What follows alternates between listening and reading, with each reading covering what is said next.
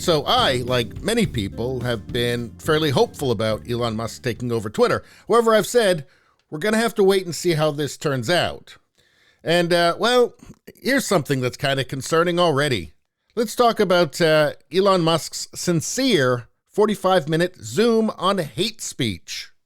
Last night, Elon Musk held a roughly 45-minute Zoom call with representatives from 7 nonprofits about hate speech on Twitter, which has been engulfed in hate speech and conspiracy theories since the world's richest man acquired it less than a week ago. And by that, I'm assuming they just mean things they disagree with and don't want on Twitter. But anyway, during the online meeting, Musk agreed not to make any major changes to the platform's content moderation policies before the election, including bringing back users who had previously been kicked off the site. So it's obviously very important to these 7 nonprofits that no changes happen until after the election. No, not until after the election. After the election, please. I wonder why they'd be so interested in that. Well, let's take a look at who these people were. From Elon Musk, talked to civil society leaders. Jay Greenblatt from the ADL. So the ADL, they're probably a totally neutral, non-crazy far-left organization, right? Let's take a look at their list of hate symbols here. Well, first on the list is 100%. So if you use 100%, you're hate now, I guess. I guess if I say that's 100% bullshit, I guess that's hate. But anyway, you've been warned. Don't ever say like you're 100% right because, well, you know what you are. We got the numbers 109, 110, 1 and 11, and the number 12. The number 13 is a hate symbol too. Why don't they just say like all the numbers through till like 400? They're all maybe up to 1,000. I don't know. All I can say is they're sure scared of a lot of numbers on here. Okay, how about this one? ACAB. The acronym ACAB stands for All Cops Are Bastards and is a slogan of long-standing in the skinhead subculture because non-racist skinheads, including traditional skinheads and anti-racist skinheads, may use this acronym as well as racist skinheads. This is all so absurd. May use this acronym as well as racist skinheads. It should be carefully judged in the context in which it appears.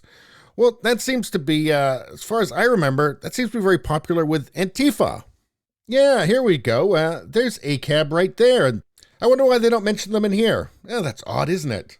And let's not forget this classic, the OK hand gesture. Not until after Trump did it, of course. Then it suddenly became white supremacy. Okay, so I think it's safe to say that I'm a little bit skeptical of the ADL. And here's another person from the ADL. That's another one of the people that talked to Elon Musk on Zoom. How about Rashad Robinson? So that person's with Color of Change. Let's see the featured campaigns here. Tech Justice, I support the Black Tech Agenda. Tell Google to conduct a racial equity audit now. Facebook's platforms profit from hate, apparently. How about this one? Demand major corporations implement hair policies that protect black employees. Because I guess their current hair policies are dangerous, I guess. Lots of stuff about abortion on here. This is feeling like a very social justice far-left organization. And obviously an identitarian one as well. So who's next? Jay Go For Justice, Jessica Gonzalez. Well, she's mentioned in the article that we started with. Quote, we met to make 3 immediate requests of him in his stewardship of Twitter, said Jessica Gonzalez, co-CEO of Free Press, an online advocacy group that has called for advertisers to stop spending on Twitter ads if Musk rolls back content moderation policies.